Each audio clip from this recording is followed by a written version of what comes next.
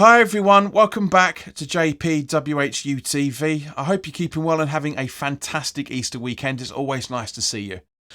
This is the preview of West Ham's 14th away game with the 22-23 Premier League season, where we travel to Craven Cottage to take on Fulham on Saturday afternoon for a 3 o'clock kickoff. And because of that, unfortunately guys, it's not on any live UK TV channel. As always guys, this video is sponsored by the channel sponsor 3retro.com. Please click the link in the description below that will take you directly through to the West Ham section of their website, where you can purchase some really nice retro gear guys, as you can see from the icon that's up here. Now, any purchases you make through the link in the description below. Unfortunately, Fulham fans, there aren't any gear in there as yet, but you never know. But any purchases you make, the commission that the channel would normally be getting, I'll be sending directly on to Iron Supporting Food Banks, the charity based in the Newham area that are helping those in the Newham area and the Essex County and further afield. And John, who runs the charity, he got in contact with me recently because I did some help on the West Ham TV network, and they told me that they are now in charge of, well, helping out, I should say, 39 food banks. That's how important this is and how important this charity is. So go grab yourself a really nice retro shirt. You'll be saving yourself a few quid in comparison to the club shop, and you'll be helping those that are less fortunate than you and I. So as always guys, let's start off by talking about the officials. The referee for this game, unfortunately, is the bottle job as he was against Chelsea. For the referee is Jared Gillett. His assistants are Simon Long and Richard West. The fourth official is David Webb. On VAR, unfortunately, we have Andre Mariner, and his assistant is Dan Cook. So, guys, not exactly the best of lineups we were hoping for a non-UK broadcast game, but we've been pretty fortunate we haven't had many cunts this season, so it's bound to catch up with us now. As we remember, we beat Fulham 3-1 at home after conceding after 5 minutes from Pereira, but with a Bowen levelling up with a penalty on the 29th minute and 2 goals in the second half from Skamaka and Antonio. Who'd have thought we'd win a game with 2 forwards at home, eh?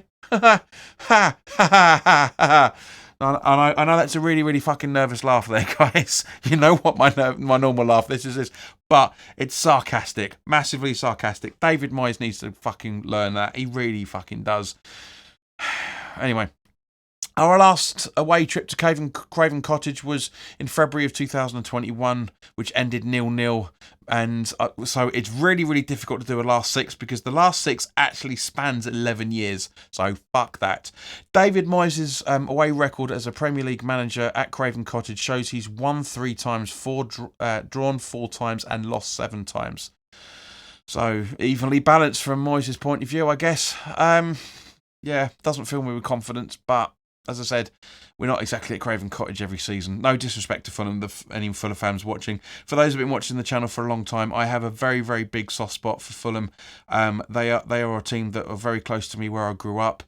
But yeah, they have been ping-ponging up and down in the Premier League, in the Championship. And yeah, I feel a lot of sympathy for them, but yeah, it's very difficult to do that. Now, Fulham are 10th in the Premier League after 28 games as of the time of this recording, winning 11, drawing 9 and losing 10, scoring 39 goals, conceding 39 goals, and on 39 points. That's mad. That is absolutely mad. Their goal difference is zilch, and they're on 39 points for the amount of goals they've conceded and scored. It's bonkers. It's brilliant. I love that. Now, Marco Silva, who seems to be back on the touchline for this game after his red card against Man United, his suspension has finished. His formation very much at home seems to be a 4-2-3-1. So a bastardised version of the 4-3-3 that I've been championing for the good few weeks now is very much on the cards to try and get a decent style of game and a decent result out of this, because fucking hell do we need a win out of this. There's a lot of talk about David Moyes, this as being his potential last game if we don't come out with a win, or anything for that matter.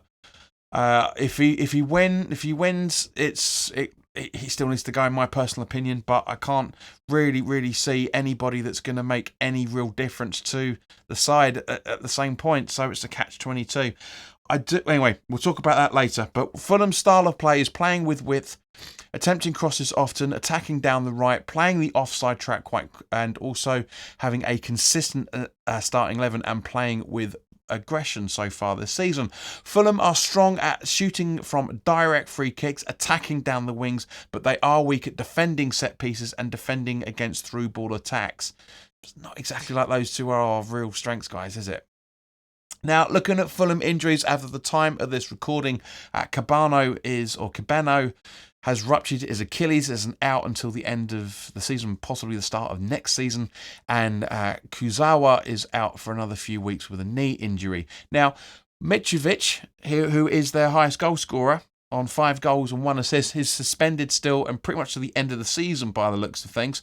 But the highest goal scorer on the road is Pereira with 3 goals and 2 assists, and he's also the highest assister on the road as well. Now, players to look out for, other than the players we've already mentioned, of course, the former West Ham player Issa Diop, who's going on to be a 10 times better centre-back than the player that we replaced him with, Thilo Kehrer. I love Thilo, but it's his first season. I don't want to criticise him too much. But we're very, very limited in defensive options at the moment, guys.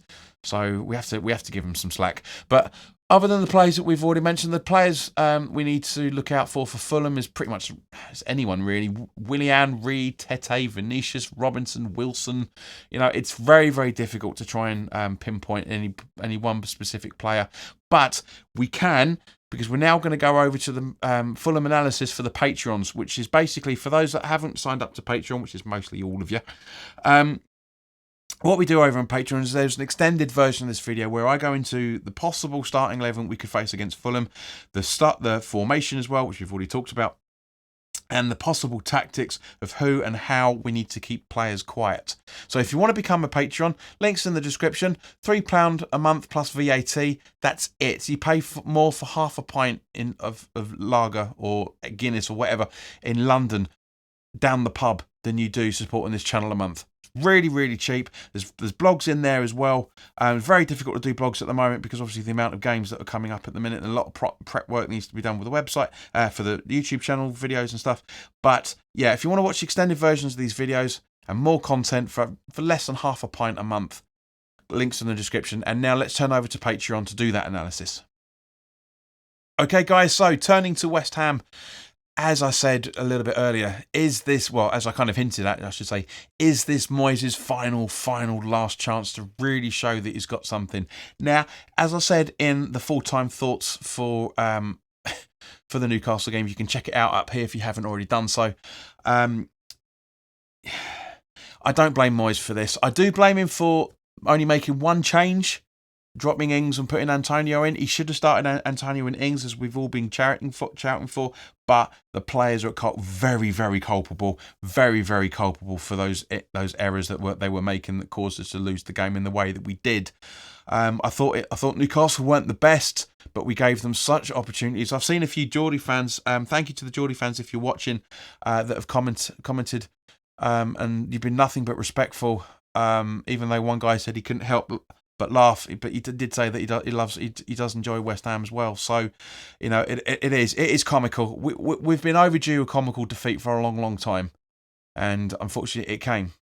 But as I said, yeah, you know, David Moyes, it's turning to injuries now.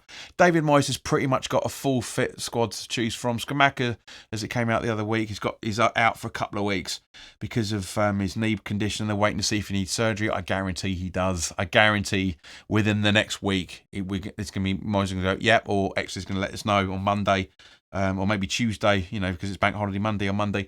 But yeah, I've got a funny feeling Skamaka is going to need surgery and he's going to be out for the rest of the season. I really think he will. It's just in my bones. I'm not an ITK. I haven't heard anything. It's just my instincts on it. It really, really is. But yeah, we really, really need. Let's talk about the starting 11 now. We really, really need to go all out for this game, not just to keep Moyes in a job, but to make sure we stay up this season. You know, we are still tinkering in the relegation zones. If I remember correctly, we're on goal difference now with the bottom 3. It's not good. It really, really isn't good, guys. We all know that. I don't like making negative content, as you guys know, and I don't like making content for the sake of it either, which is why I haven't made separate videos about how shit everything is. We'll hopefully do that do a end of season review as well, but as we did last year, and hopefully we'll have a bit of a change in dynamic for the last game of the season as well. I'm putting the feelers out to a few fans of other football teams and see what they're doing the last day. I'm hoping to try and get like a final score version of the last day of the season on the channel, so that'd be quite cool. But anyway, stick around for that. But guys, this is the starting 11 that you saw last week. I'm not going to lie, that you saw for the Newcastle game, and I do generally think this is the starting 11 that we need to be putting out, because I know Moyes isn't going to do it in any shape or form, but I can't see any other players really coming in for it. I really genuinely can't. So this is but you know what Moyes, excuse me, you know what Moyes is going to do. You know what he's like. But guys, this is the starting 11 that I want to see. It's never going to happen, but this is what I want to see. Areola in goal, with a back three of Kera, Zuma and Agued. Soufal and Emerson as the wing-backs, with Rice, Paquetá and Benrahma in midfield, supporting Antonio and Ings up front. So thank you very much for your time, guys. We are 2 away from 2,250 subscribers. So if you haven't already done so, and by the looks of you guys, over the last 4 weeks, almost 2/3 of who are watching these videos are not subscribed. So come on, hit that subscribe button, hit the notification bell, and make sure that you set the settings to all so you know when new content is available. And more specifically, like this video if you've enjoyed it, and please do share this so more people get to watch it. And put your comments down in the comment section below as well. At any point in this video, you guys know that I've put timestamps as always as well. I keep forgetting to say at the start of the video, but there are timestamps down there, so you can jump around to whatever you want to do. But in the meantime, guys, enjoy your Easter. We will be doing the watch along tomorrow afternoon, so make sure you're available for that. That's why I'm saying set your notifications to all so you know when the content is available. But in the meantime, guys, as I say, have a fantastic Easter. Really enjoy yourself. Don't eat too much chocolate. Drink too much, of course, but try not to eat too much chocolate, because if you do the two together, it's not good, it's not healthy, and it doesn't look very nice when it comes back up as well, for that matter. But in the meantime, guys, look after yourselves, take care, and I'll see you very soon. All the best now.